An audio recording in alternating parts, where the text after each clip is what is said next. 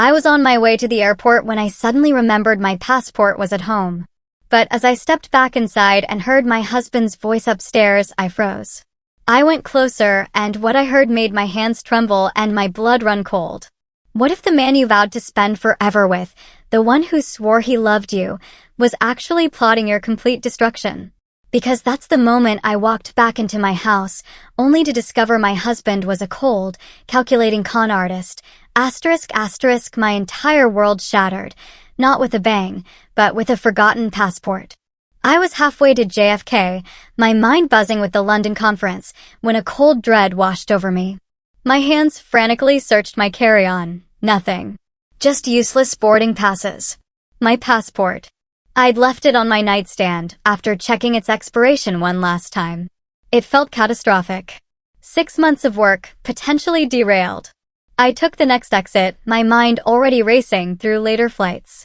The drive back to Brooklyn Heights was a blur of frantic calculations. When I walked into our brownstone, the front door was unlocked. That should have been my first warning. Jackson never left doors unlocked. But I was too focused, too desperate to get that passport and get back on the road. Then I heard his voice.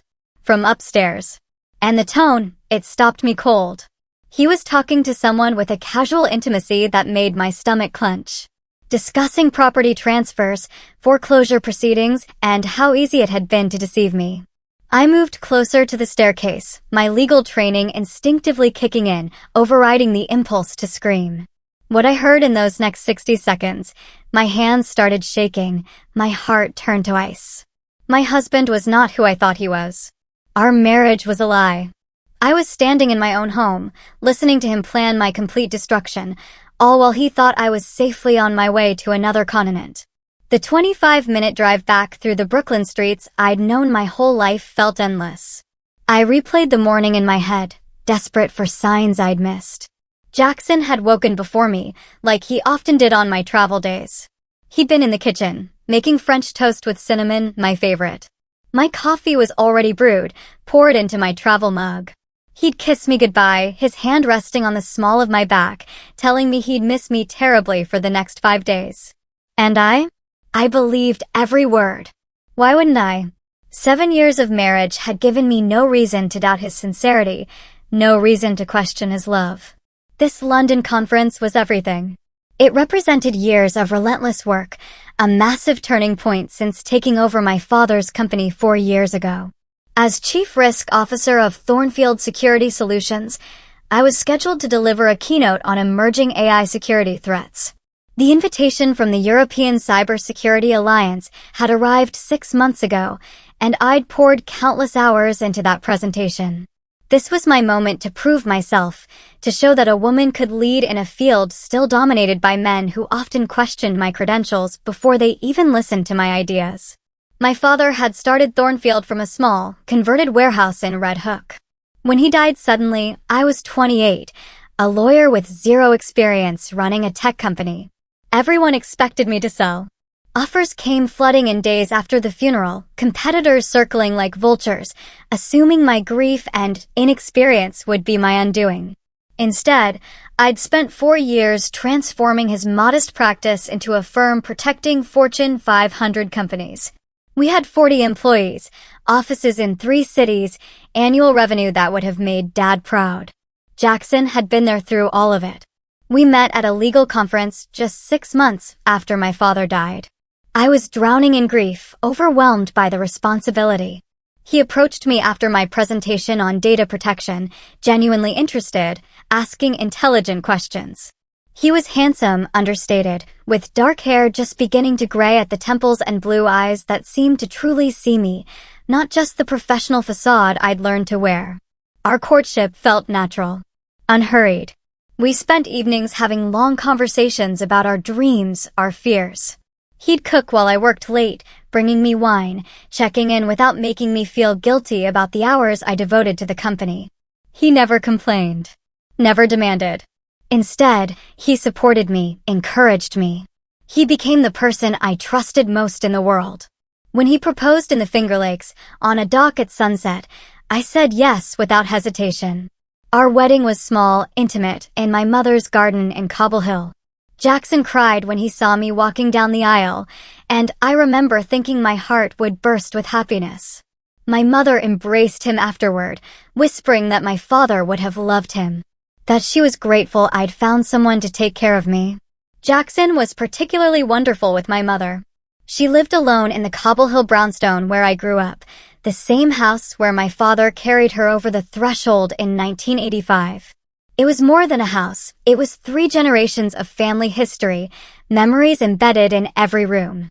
After Dad died, Mom struggled with both grief and the practicalities of managing the property.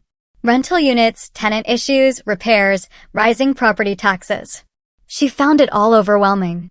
Jackson volunteered to help, spending weekends fixing leaks, reviewing financial documents that made her eyes glaze over. I was so grateful for his willingness to care for her like his own family. He was patient with her, never making her feel foolish. When he suggested consolidating our family financial accounts for easier management, it seemed like a thoughtful solution. My mother signed the power of attorney documents he prepared, trusting him completely.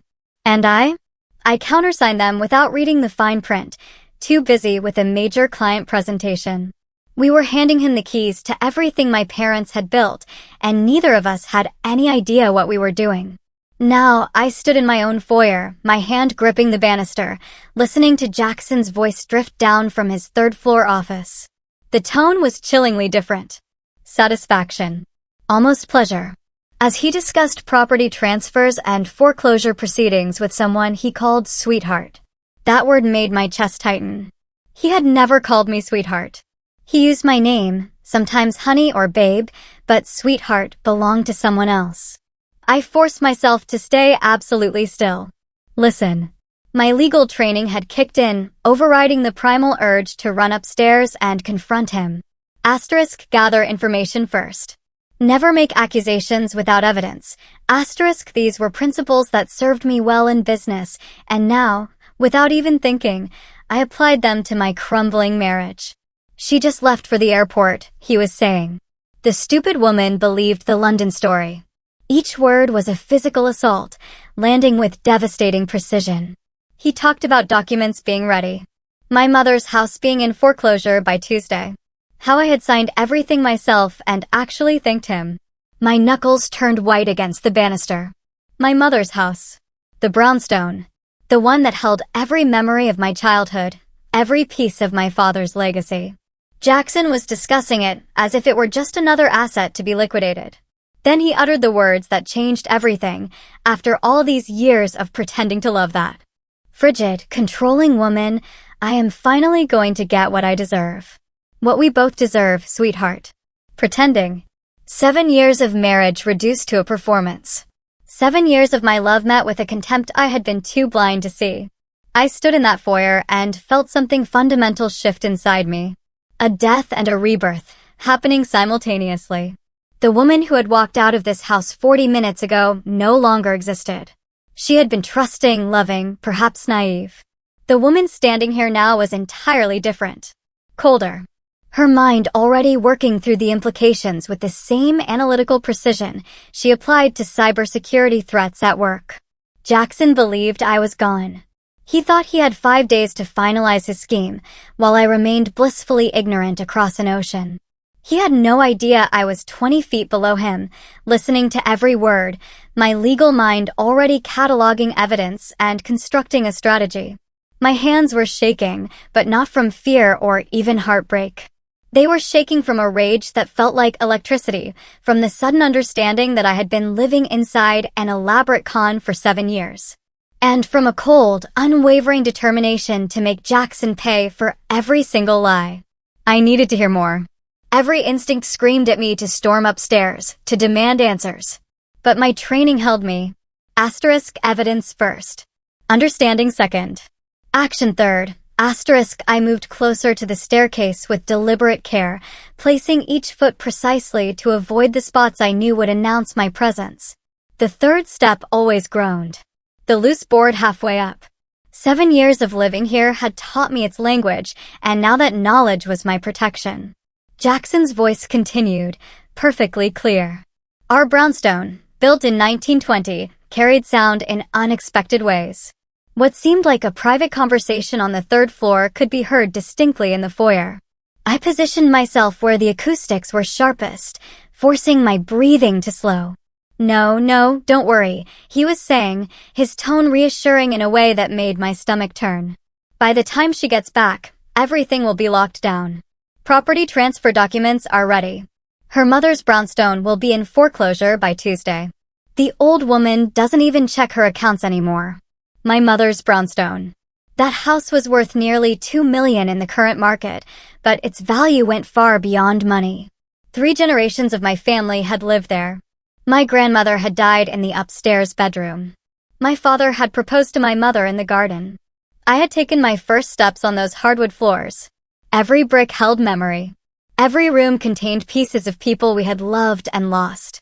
And Jackson was discussing it as casually as a business transaction. And the best part, he continued, and I could hear the smile in his voice, the satisfaction of someone who believed himself clever and untouchable. She signed everything herself. Every single document over the past year. She actually thanked me for helping manage the family properties while she was so busy with work. The memory came rushing back with sickening clarity. 8 months ago, Jackson had presented me with a stack of papers at the kitchen table. He explained consolidating accounts would make everything easier for Mom, that she was getting confused by multiple bank statements. Streamlining, he'd said, would reduce stress. I was preparing for a major client presentation, laptop open beside my dinner plate, mind halfway through security protocols.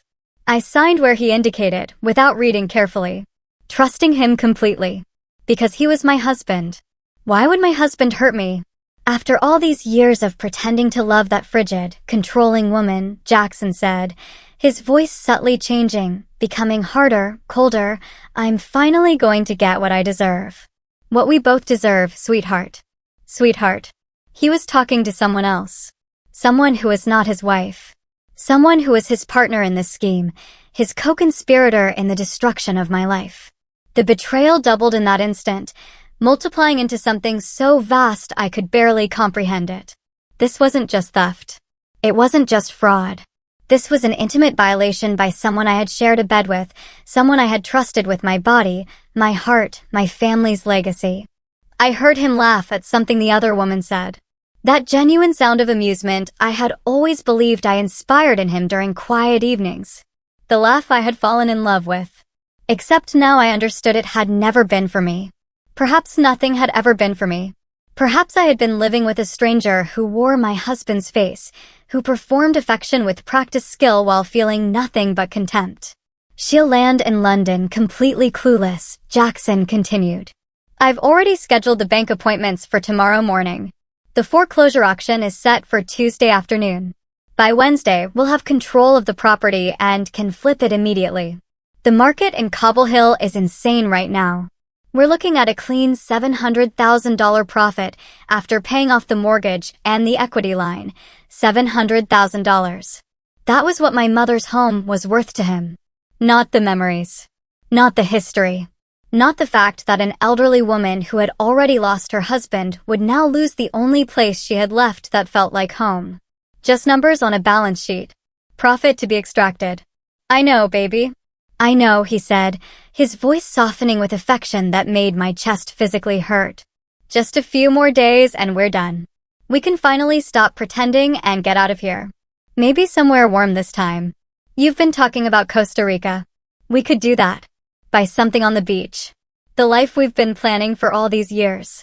Costa Rica. The beach house.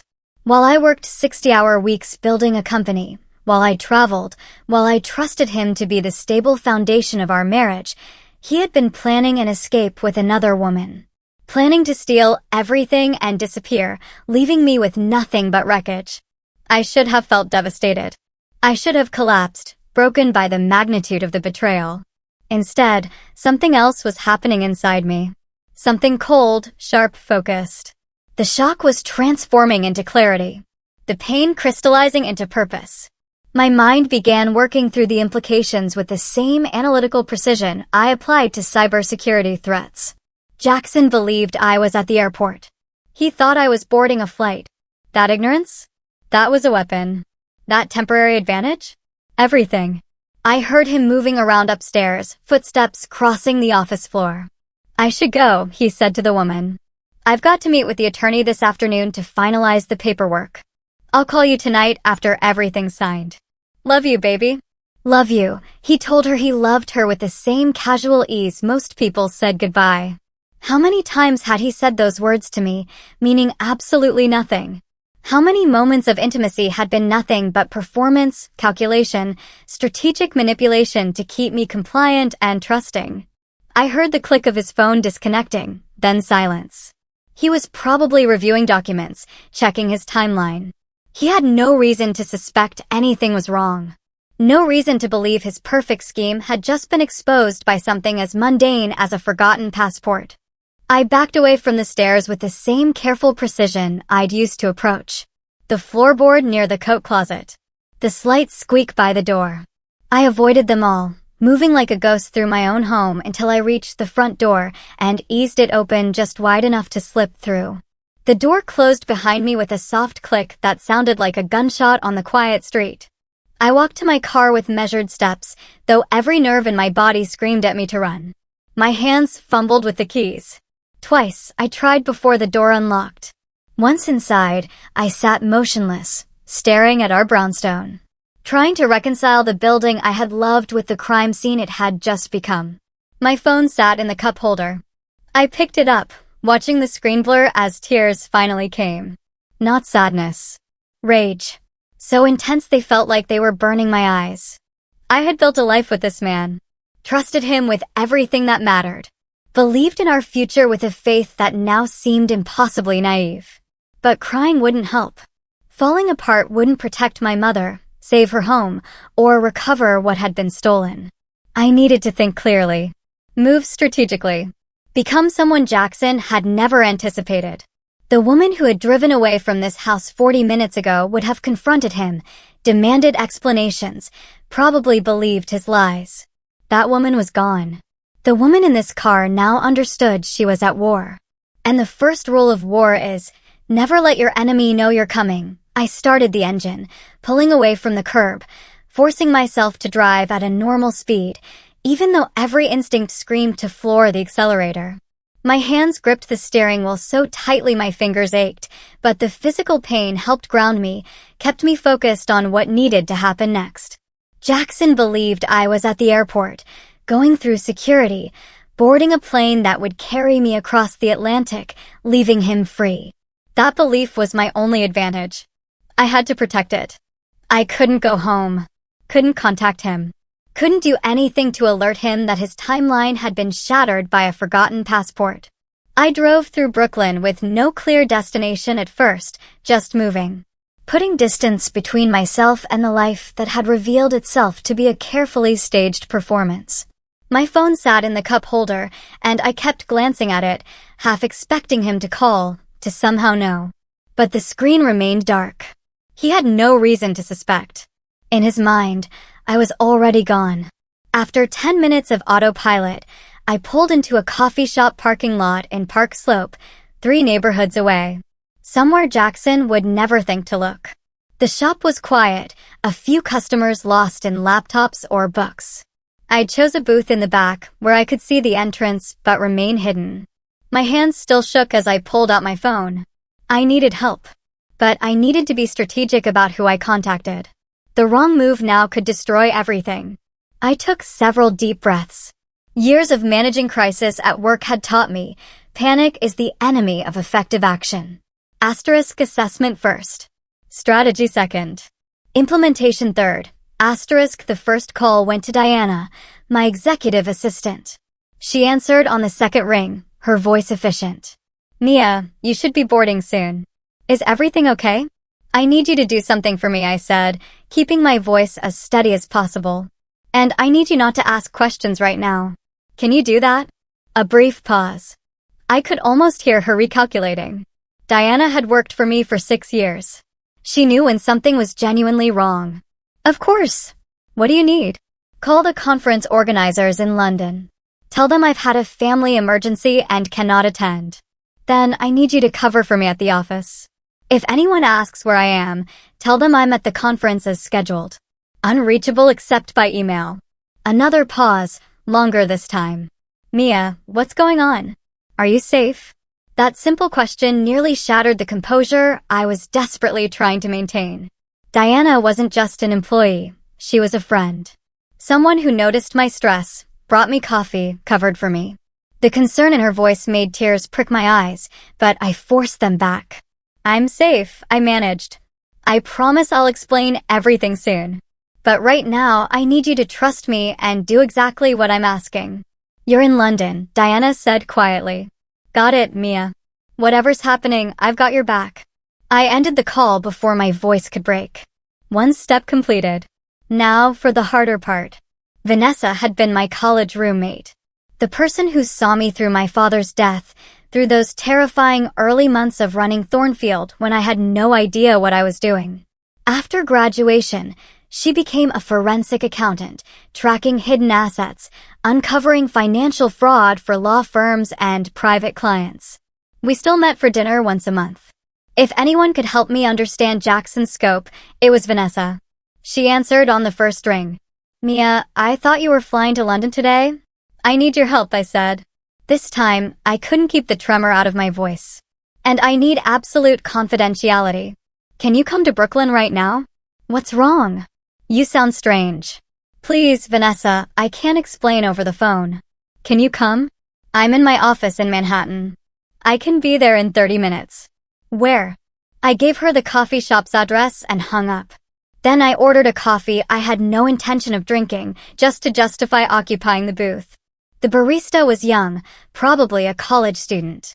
She smiled at me with an automatic friendliness that felt completely disconnected from my reality. I carried my coffee back, watching the steam twist and dissipate. Vanessa arrived in 28 minutes, her red hair pulled back in a professional bun. Her expression shifted from concern to alarm as she slid into the booth and got a good look at my face. Talk to me, she said simply. So I told her everything. The conversation about property transfers, foreclosures. My mother's brownstone being sold out from under her. The documents I'd signed without understanding. The woman Jackson called sweetheart. By the time I finished, Vanessa's expression had transformed from alarm into the cold, professional focus I'd seen her use in court. We need to look at your accounts, she said, already pulling her laptop from her bag. All of them. Joint accounts, investment portfolios, property holdings. Everything. And we need to do it right now, before he has any chance to realize. I can access most of it from my phone, I said, pulling up my banking app, my fingers still trembling slightly. What we discovered over the next 2 hours made the initial shock seem almost quaint. Vanessa worked with methodical precision, guiding me through accounts I'd barely looked at in months, because I'd trusted my husband to manage our finances. Trust, that word echoed in my head with bitter irony. Our joint checking account looked normal at first. My salary, normal expenses. But when Vanessa examined the transaction history, patterns emerged that made my stomach churn. Small transfers, usually $1,500 to $3,000, happening every few weeks for the past 18 months. Carefully calibrated amounts, designed to stay below fraud alert thresholds. Where's this money going? I asked, watching her fingers fly across the keyboard. An account registered to something called Hearthstone Properties. She said, her voice tight with controlled anger. Give me a few minutes. I need to make some calls. She stepped outside, speaking in the abbreviated shorthand of financial forensic specialists. I sat alone, watching her through the window. 3 calls, each progressively longer, her expression growing grimmer. When she finally came back inside, I knew the news would be worse than I imagined. Mia, she said carefully. Jackson Rohr Brennan is not his real name. Or rather, Brennan is not his original surname. She turned her laptop screen toward me, and I found myself staring at a criminal record. Jackson Rohr, convicted of investment fraud in Connecticut 8 years ago. 2 years in a minimum security prison. Released on parole, then immediately filed for a legal name change, adding Brennan to create a fresh identity that wouldn't trigger background checks. 8 years ago. 1 year before I met him at that conference. 1 year before he approached me with what I believed was genuine interest. Everything had been calculated. From the very first moment. There's more, Vanessa said quietly.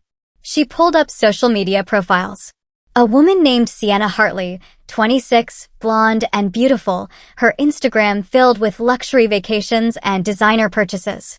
And there, partially obscured in a beach photo, but unmistakable, Jackson. She's his partner, Vanessa said. They're listed as co-owners of Hearthstone Properties. And Mia, they've done this before. My phone buzzed around midnight. A text. The screen glowed in the darkness of my hotel room. Asterisk, missing you already. Hope the flight wasn't too rough. Call me when you land tomorrow morning. Asterisk, he'd even added a heart emoji. That small digital symbol, meant to represent affection, now felt like mockery. I didn't respond immediately. I calculated the time difference, thought about when someone arriving in London would reasonably call, and made a note. Every detail mattered now. Every action had to support the fiction that I was exactly where he believed me to be. But sleep wouldn't come. I lay in the unfamiliar bed of the Lower Manhattan Hotel, checked in under Diana's name, staring at the ceiling, thinking about my mother. She would be asleep in the Cobble Hill brownstone, completely unaware that the home she'd lived in for 40 years was being stolen from her. Jackson had scheduled the foreclosure auction for Tuesday. Today was Thursday. I had 5 days. But first, I needed to understand exactly what he had done. Morning arrived with a gray light. I showered, dressed mechanically, then drove to Cobble Hill. My mother was an early riser. I knew I'd find her awake. The brownstone looked exactly as it always had, its brick facade warm in the morning sun, the garden my father had planted still thriving.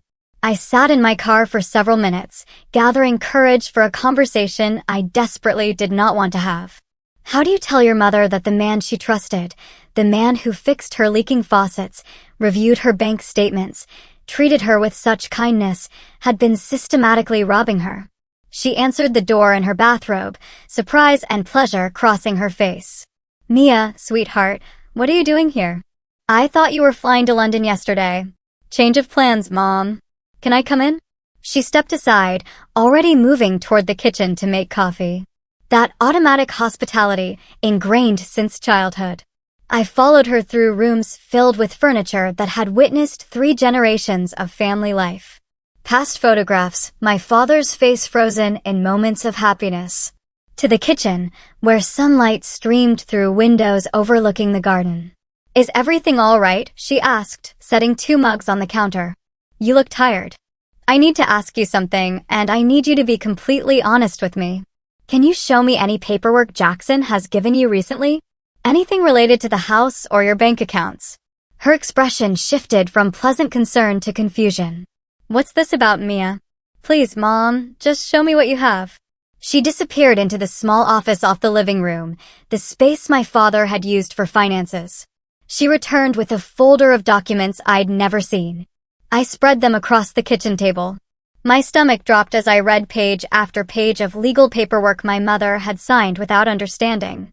Jackson had refinanced the brownstone 18 months ago, taking out a new mortgage nearly double the original.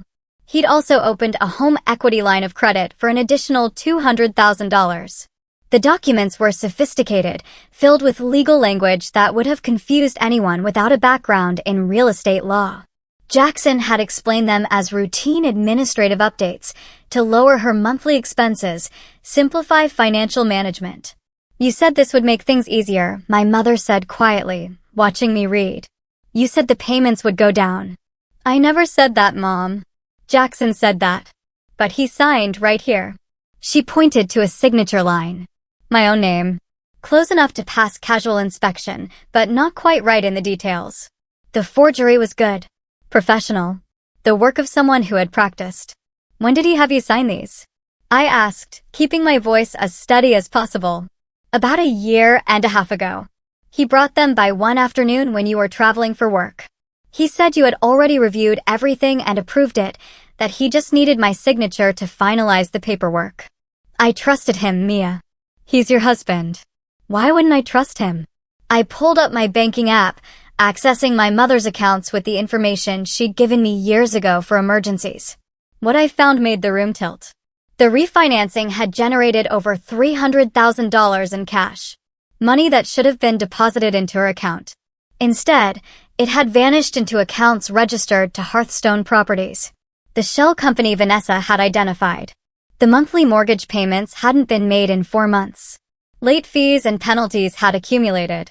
The bank had filed foreclosure proceedings 2 weeks ago, sending notices to a post office box Jackson controlled. "Mom," I said carefully, "when was the last time you actually received a bank statement in the mail?" She thought about it, confusion deepening. Jackson said he had everything switched to electronic statements to save paper. He said he would review them and let me know if there were any problems. Of course he had.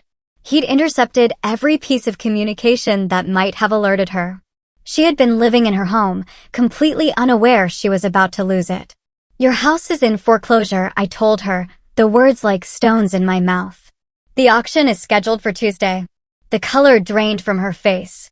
She sat down heavily, gripping the table edge. "That's not possible." Jackson said everything was fine.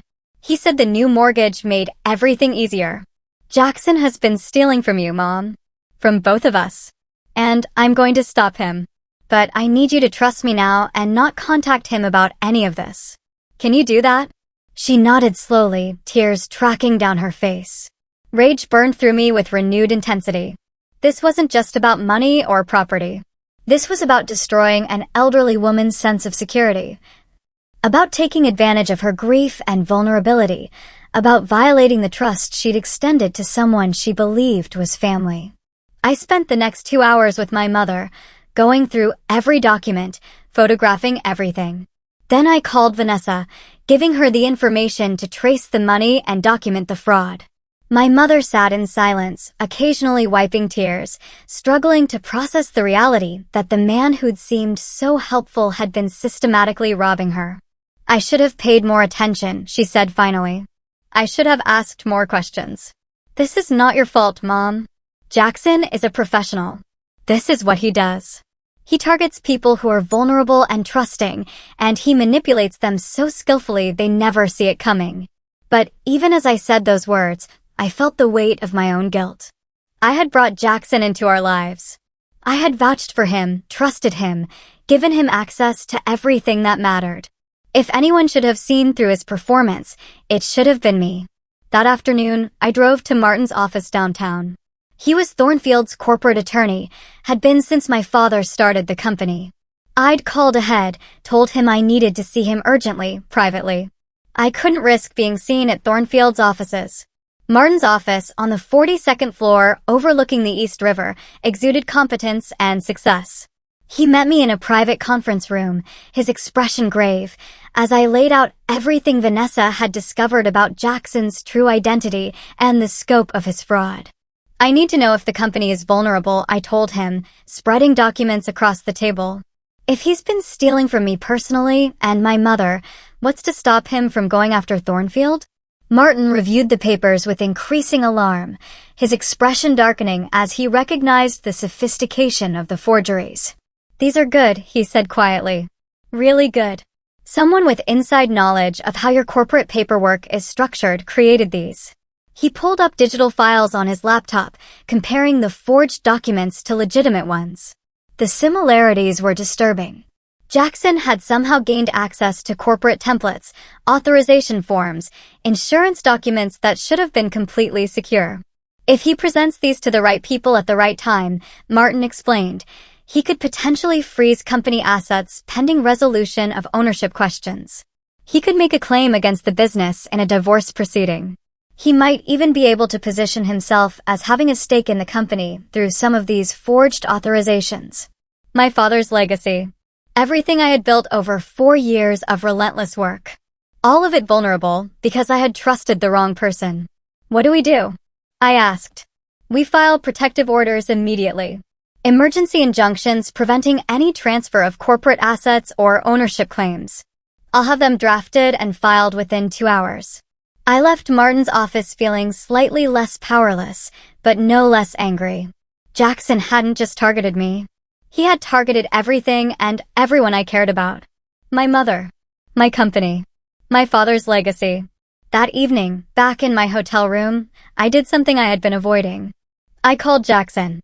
Not from my regular phone, but a burner device Vanessa had purchased, routing the call through a VPN service to make it appear I was calling from London. Every detail had to be perfect. Every element of the performance flawless. He answered on the second ring, his voice warm with what I now recognized as manufactured affection. "Hey babe, how was your first day at the conference?" I forced myself to sound tired but enthusiastic, like someone after a long day of presentations. Exhausting but good. The keynote this morning was fascinating. All about quantum encryption protocols. I took so many notes my hand is cramping. "That sounds like you," he said with a laugh that used to make me smile. Always the perfectionist. "Did you get a chance to eat anything, or were you too busy impressing everyone?" The casual intimacy in his tone made my skin crawl, but I maintained composure. Grabbed a sandwich between sessions. The time difference is hitting me harder than I expected. "I think I'm going to turn in early tonight." "Good idea. Get some rest." "I miss you." "Miss you too," I said, the lie tasting like ash. "I'll call you tomorrow after my presentation." After we hung up, I sat staring at the phone, marveling at how easily the deception had come. Was this what Jackson felt every time he spoke to me? This strange disconnect between the words and the underlying reality? The thought made me sick, but I pushed it aside. Time for emotional processing would come later. Right now, I needed strategy. The next morning, Friday, I met Vanessa at a different coffee shop, this one in the financial district, near where Sienna lived. Vanessa had spent 2 days tracing every financial thread of Jackson's operation. The picture she'd assembled was staggering. $647,000, she said, sliding a folder across the table. "That's how much they've taken from you and your mother combined. But there's more in accounts tied to previous victims. I estimate they've stolen close to $2 million over the past decade. $2 million. Multiple lives destroyed. And for what? So Jackson and Sienna could live in luxury apartments and take expensive vacations while their victims struggled to rebuild? I found something else," Vanessa continued, her expression grim. "Rachel Montgomery, the doctor in Connecticut. She's not the first victim. There was a woman before her. Patricia Ellis, an investment banker in Boston. Jackson and Sienna took her for nearly $800,000 9 years ago. After they disappeared with her money, Patricia tried to rebuild, but the stress triggered a heart condition she didn't know she had. She died 6 months later. She was 39. The folder contained photographs from old social media accounts and news articles. Patricia Ellis, smiling at a charity gala. Patricia Ellis, receiving an award. Patricia Ellis's obituary, listing a heart attack, making no mention of the fraud. "They killed her," I said quietly. "Maybe not directly, but they killed her just the same." "And Lauren Prescott killed herself after they destroyed her," Vanessa added. "Mia, these people are not just thieves. They're predators who leave bodies behind them. If we don't stop them now, completely and permanently, they'll just do this again to someone else." I knew she was right. Protecting myself and my mother wasn't enough. This had to end in a way that ensured Jackson and Sienna could never hurt anyone again. That afternoon, I did something even Vanessa thought was risky. I went to Sienna's apartment. I'd prepared carefully, professional attire, a leather portfolio with a hidden recording device. When I knocked, I wore an expression of friendly professionalism, giving away nothing of the rage burning beneath the surface. Sienna answered, wearing designer athleisure that probably cost more than most people's monthly rent. She was even more striking in person, with the kind of effortless beauty that came from expensive maintenance and genetic luck. Her expression was friendly but cautious, the weariness of someone who lived a life built on deception and had learned to evaluate threats quickly. "Can I help you?" she asked, not opening the door fully. "I hope so. My name is Jennifer Ross. I'm a freelance journalist writing a feature about young entrepreneurs in the property investment space. Your name came up in my research, and I was hoping you might have a few minutes to talk about your success with Hearthstone Properties." I watched her expression shift from caution to interest. Greed and vanity. The twin weaknesses that made con artists vulnerable to being conned. She opened the door wider and gestured me inside. Her apartment was exactly what I'd expected. Floor-to-ceiling windows overlooking the harbor, furniture straight out of design magazines, expensive art. Everything screamed money, and I knew with certainty that none of it had been earned. Honestly, I'm always happy to talk about my work, Sienna said, settling onto a white leather sofa and gesturing for me to sit opposite her. What specifically would you like to know? I asked her questions about property investment, her business model, how she'd achieved such success at a young age. She answered with practiced smoothness, weaving a story about market research, smart investments, calculated risks. Every word was a lie, delivered with complete confidence. After about 15 minutes, I shifted the conversation. I'm particularly interested in how you identify undervalued properties. What's your process for finding opportunities that other investors might miss? Well, it's really about understanding human psychology, she said, warming to the topic. People make emotional decisions about property, especially when they're in vulnerable situations. If you can identify those situations early, you can position yourself to acquire assets at below market value. Vulnerable situations. She was describing her victims without even realizing it. That's fascinating, I said, leaning forward. Can you give me a specific example? Obviously, nothing confidential, but maybe a general scenario of how this works in practice. She hesitated for a moment. I could see her calculating whether to continue, but flattery and what she perceived as journalistic interest won out over caution. Okay, so for instance, there's a property in Cobble Hill we're closing on next week. The owner is an elderly woman who got overwhelmed managing the building after her husband died. We helped her refinance to make things easier. And now we're positioned to acquire the property at the foreclosure auction for about 60% of its market value. Once we flip it, we're looking at a profit of around $700,000. My mother's house.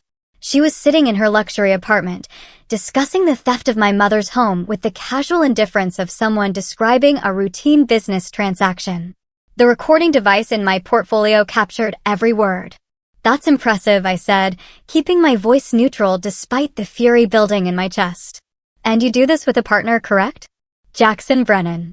Jackson roar, she corrected automatically, then caught herself. I mean, yes, Jackson Brennan.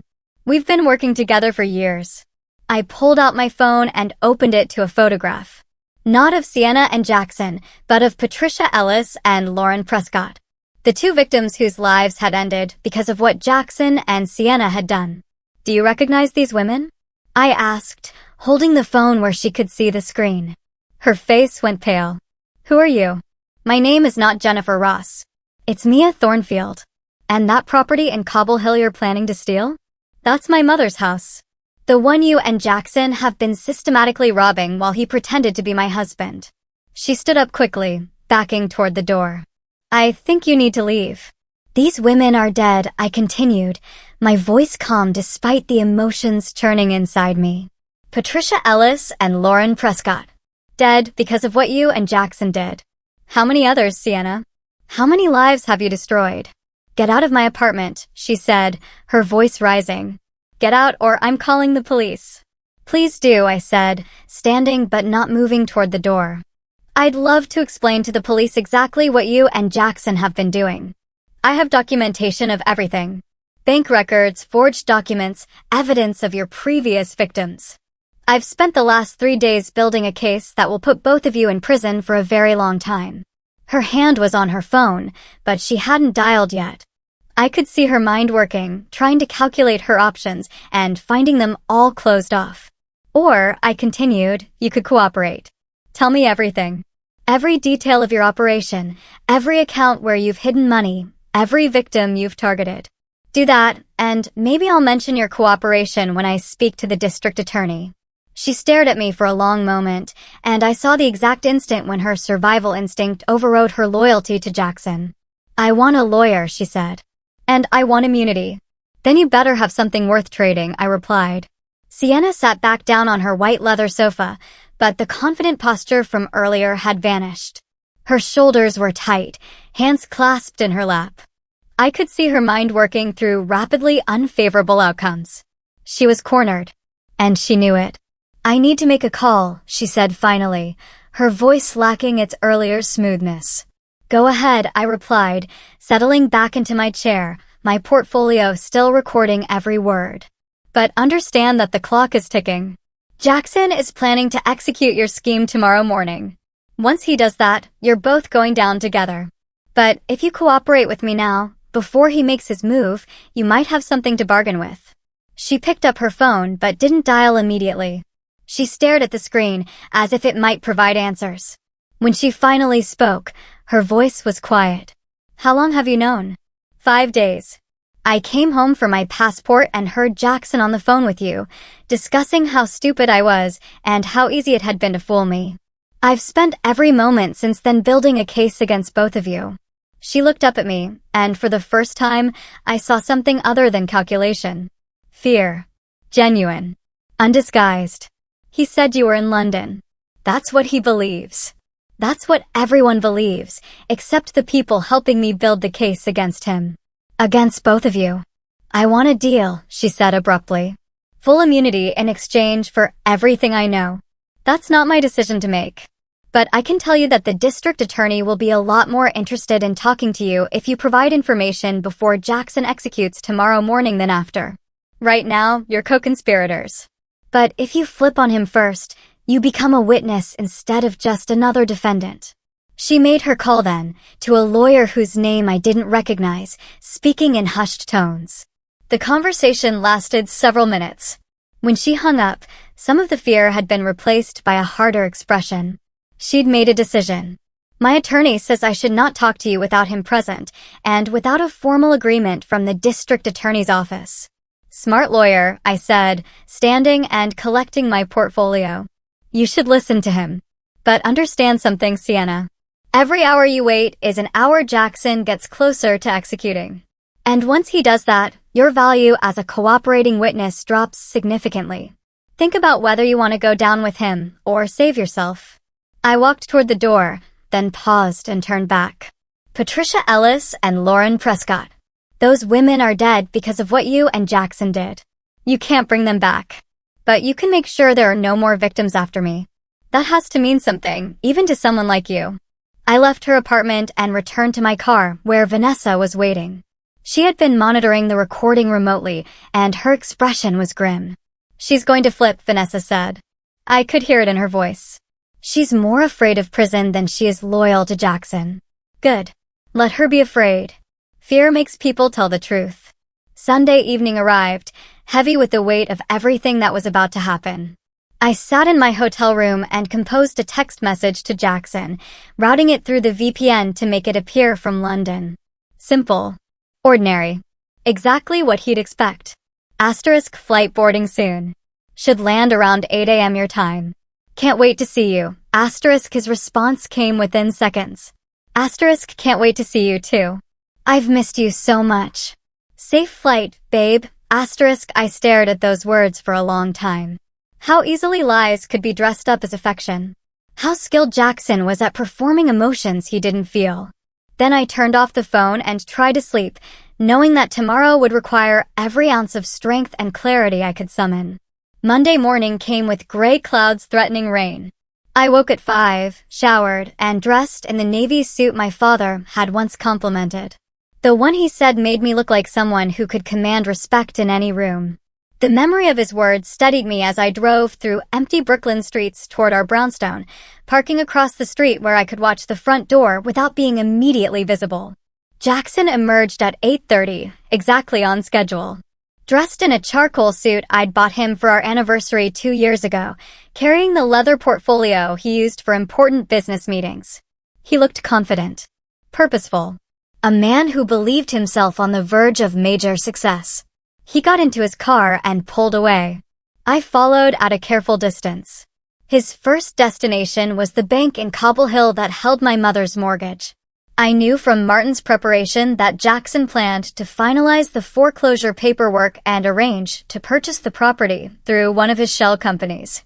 What he didn't know was that Martin had spent the weekend coordinating with the bank's legal department, presenting evidence of fraud and securing their cooperation. I parked half a block away and watched Jackson walk through the bank's front doors. He was inside for less than 3 minutes before he came back out.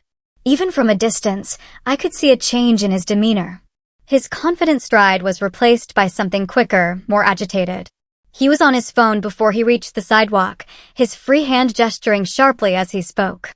I didn't need to hear the conversation to know what had happened. Martin had been waiting inside with an emergency court order staying the foreclosure, along with bank officials who'd been briefed on the fraud investigation. Jackson's perfect plan had just encountered its first major obstacle, and he was trying to understand how.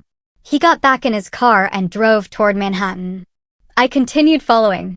His next stop would likely be his attorney's office, or perhaps he'd try to access some accounts. Either way, he was about to discover that every avenue he'd carefully constructed over the past 18 months had been blocked. But I wasn't ready to confront him yet. I wanted him to spend a few more hours trying to execute his scheme, running into barrier after barrier, watching his plan collapse piece by piece. Then I would appear. Then I would let him see what his perfect victim had become. Instead, I drove back to Brooklyn Heights and let myself into our brownstone through the back entrance. I moved quietly, gathering a few items I'd need, securing copies of documents that would be evidence in the criminal case. I could hear Jackson's voice upstairs in his office, speaking on the phone with increasing frustration and urgency. "Something's wrong," he was saying. "The foreclosure was blocked. Emergency court order," they said, "and the bank accounts are frozen. Someone filed injunctions. Who could have done this? She's supposed to be in London. She doesn't even know." I climbed the stairs without trying to hide my footsteps this time. The third step creaked under my weight, and I heard Jackson's voice cut off mid-sentence.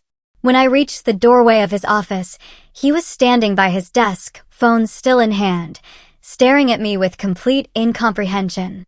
"Mia, what are you doing here? Why aren't you in London?" I stepped into the office, maintaining a distance that felt safe and strategic. "I never went to London, Jackson. I came back for my passport and heard you on the phone with Sienna, planning to steal everything from me and my mother. I've spent the last 5 days building a case against you." His face went through rapid transformations: confusion, alarm, calculation, and finally, an attempt at the concerned husband expression that had fooled me for 7 years. "I don't know what you think you heard, but you've clearly misunderstood something. Let me explain." "Stop," I said, my voice cutting through his manipulation attempt. "I know everything, Jackson. Or should I call you Jackson Roar? That's your real name, isn't it? The one you used before you went to prison for fraud in Connecticut." He froze completely. Every practiced expression fell away, revealing something raw and desperate underneath. "I know about Sienna," I continued. "I know about Patricia Ellis and Lauren Prescott and Rachel Montgomery. I know about the shell companies and the forged documents and the $600,000 you've stolen from me and my mother. And I know that right now, every account you plan to drain is frozen. Every property you plan to steal is protected. And every institution you plan to defraud has been notified about who you really are." Jackson's mouth opened and closed without producing sound. His brain visibly struggled to process what was happening. The man who had been so confident just hours earlier, who believed himself to be executing the perfect crime, was now facing the complete destruction of everything he had built. "You don't understand," he finally managed to say, his voice taking on a pleading quality I'd never heard before. "It's not what you think. Yes, I made mistakes, but I can explain everything. We can work this out together." "Stop talking," I said, my voice carrying a coldness that surprised even me. "Every word out of your mouth is another lie, and I'm done listening to lies. The police are on their way. A detective from the district attorney's office will be here within the hour. You can save your explanations for them." He took a step toward me, and I instinctively moved back, my hand reaching for my phone. The movement stopped him. I saw something shift in his expression recognition, perhaps, that the woman standing in front of him was not the person he had married, not the trusting victim he had spent 7 years cultivating. "Mia, please, just listen to me for 5 minutes. Let me explain how this happened, how things got out of control. I never meant for it to go this far. You never meant to steal $600,000 from me and my mother? You never meant to forge documents and commit fraud? You never meant to target me specifically after my father died because you saw me as vulnerable and wealthy? Which part of your decade-long pattern of destroying women's lives did you not mean to do, Jackson? His face flushed red, anger finally breaking through the desperate attempt at manipulation. You think you're so smart, don't you? Think you've won something here? You have no idea what you've done. You have no idea who you're dealing with. Actually, I know exactly who I'm dealing with. Jackson Rohr, convicted fraudster, serial con artist, predator who has destroyed multiple lives and left at least 2 women dead. I know exactly who you are now. The only question is whether you understand who I am. The sound of sirens approaching made both of us turn toward the window. 3 police cars pulled up, lights flashing. Jackson's face went white as he watched officers emerge and approach the front door. "This is your fault," he said, turning back to me with venom in his voice. "You couldn't just let things be. You had to go digging. Had to ruin everything. We could have worked this out quietly, but you had to make it into this." "No," I said firmly. "This is your fault. Every single consequence you're about to face is the direct result of choices you made. You chose to target me. You chose to steal from my mother. You chose to build your entire life on fraud and manipulation. Own it, Jackson. For once in your miserable existence, own what you've done." The doorbell rang, followed by heavy knocking.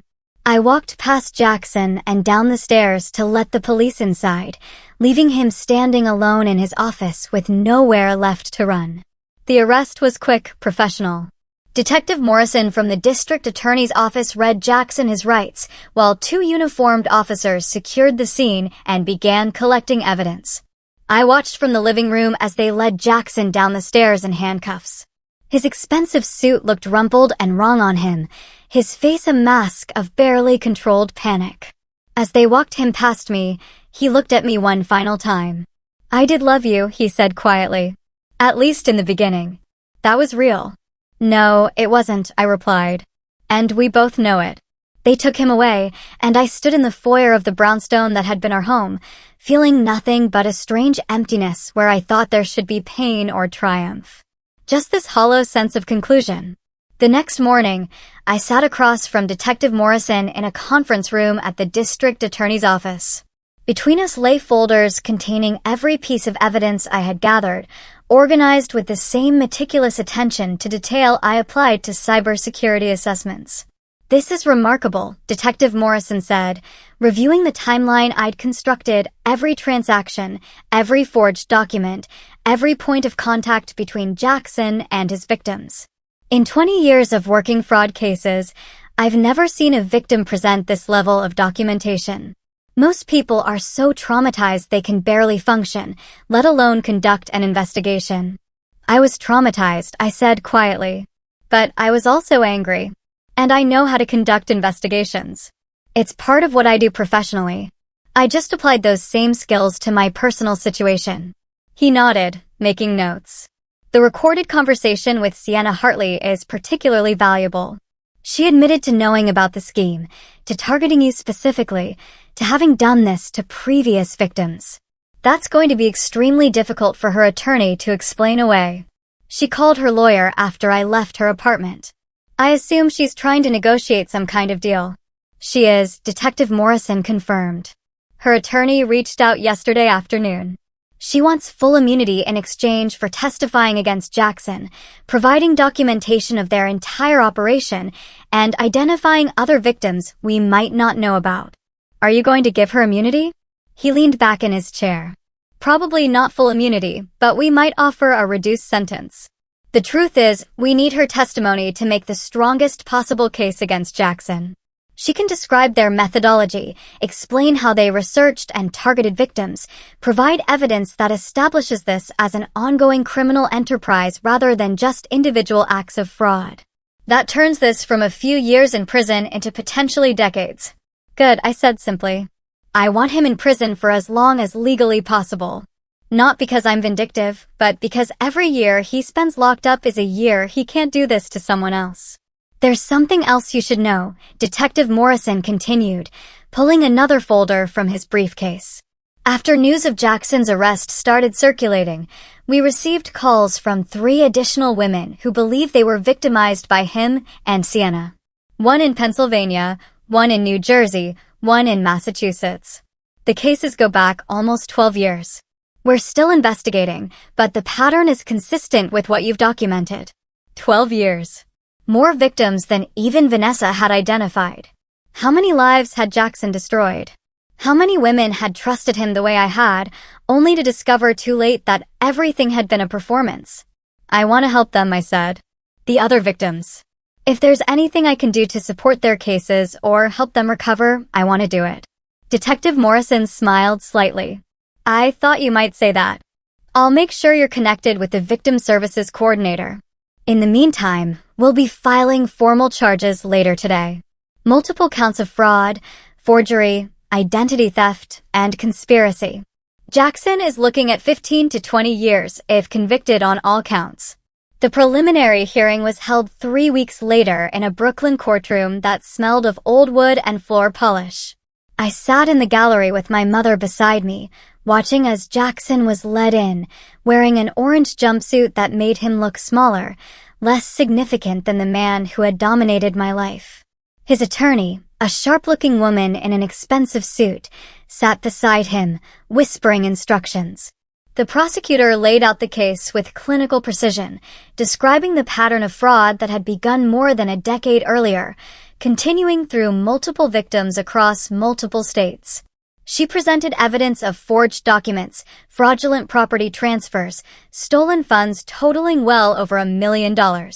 She played portions of the recording I had made of Sienna, her voice filling the courtroom as she described targeting vulnerable women and stealing everything they owned. Jackson sat motionless, his face carefully neutral. But I saw his hands clench when the prosecutor mentioned Patricia Ellis and Lauren Prescott, the 2 women whose lives had ended after he had destroyed them financially. When the prosecutor finished, Jackson's attorney stood, arguing that much of the evidence was circumstantial, that my recording of Sienna had been obtained under false pretenses, that Jackson had a right to present his own version of events. The judge listened impassively, then set bail at $2 million, an amount Jackson couldn't possibly meet, as all his assets had been frozen. As they led him out, Jackson's eyes found mine in the gallery. No pleading this time. No attempt at manipulation. Just cold hatred.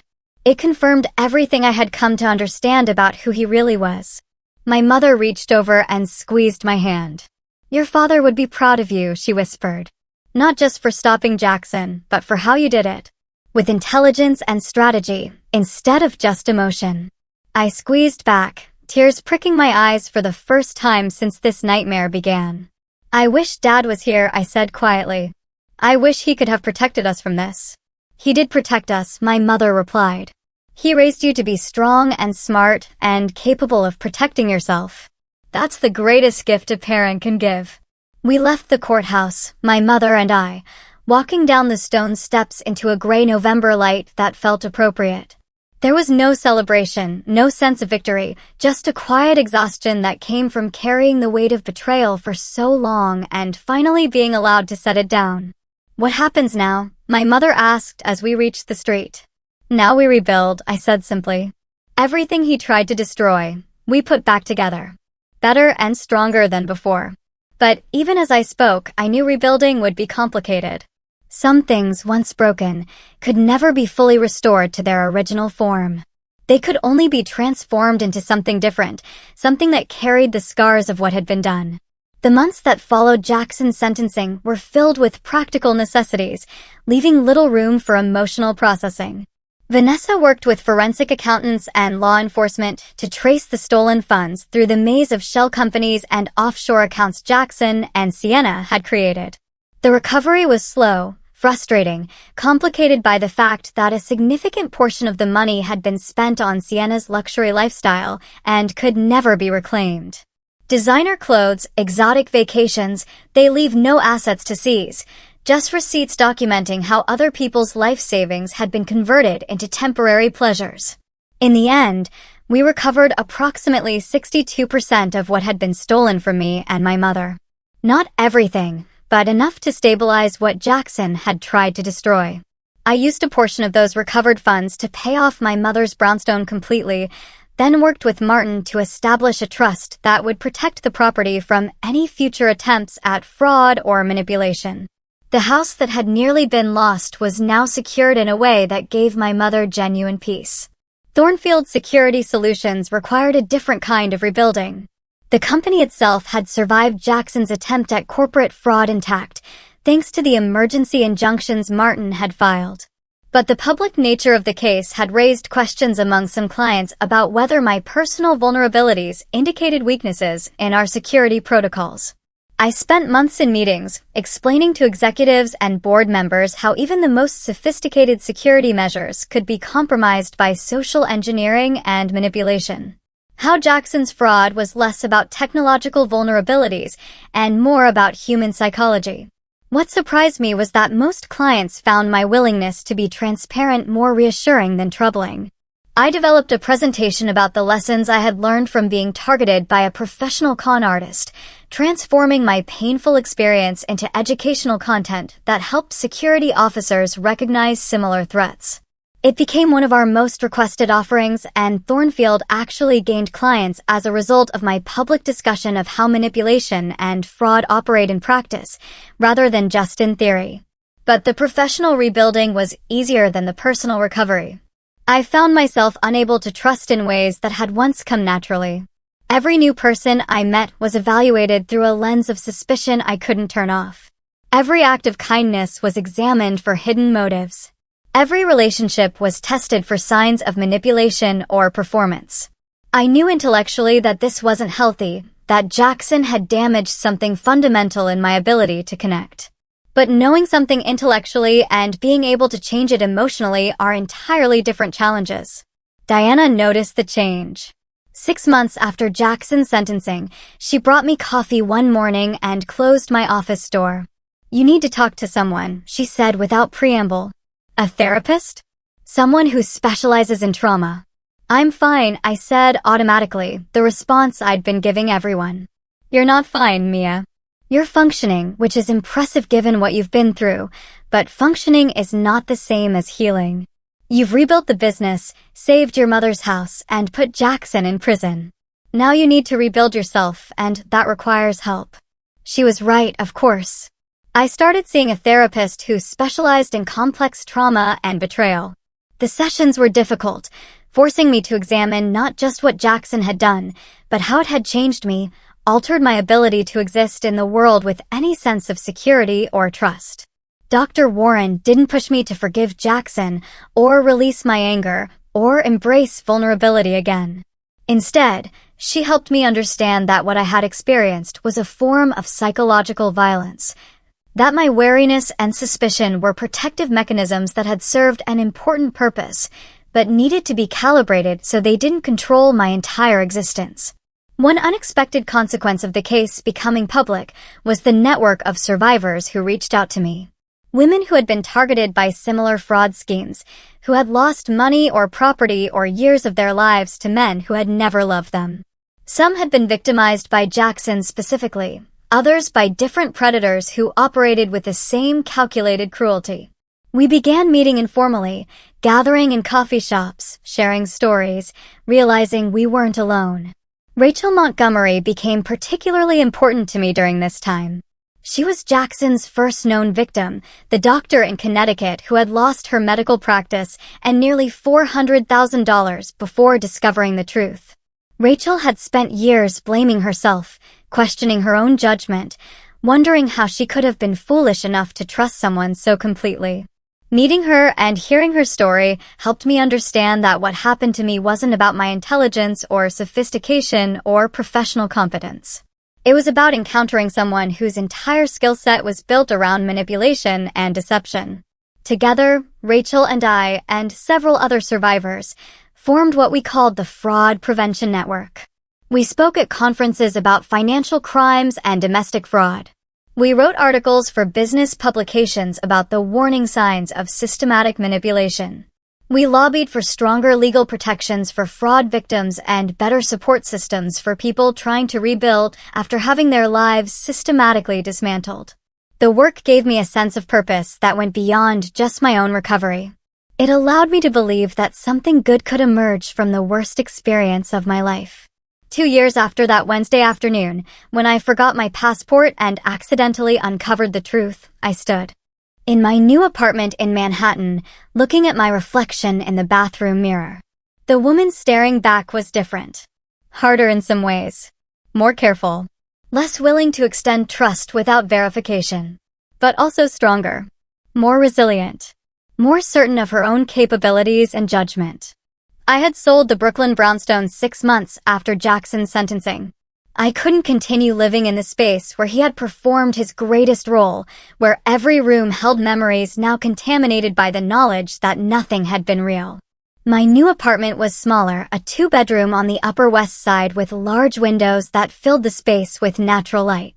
I had decorated it carefully, with furniture I chose myself, artwork that meant something to me personally, books that lined the shelves and reminded me that knowledge and understanding were worth pursuing, even when they came with pain.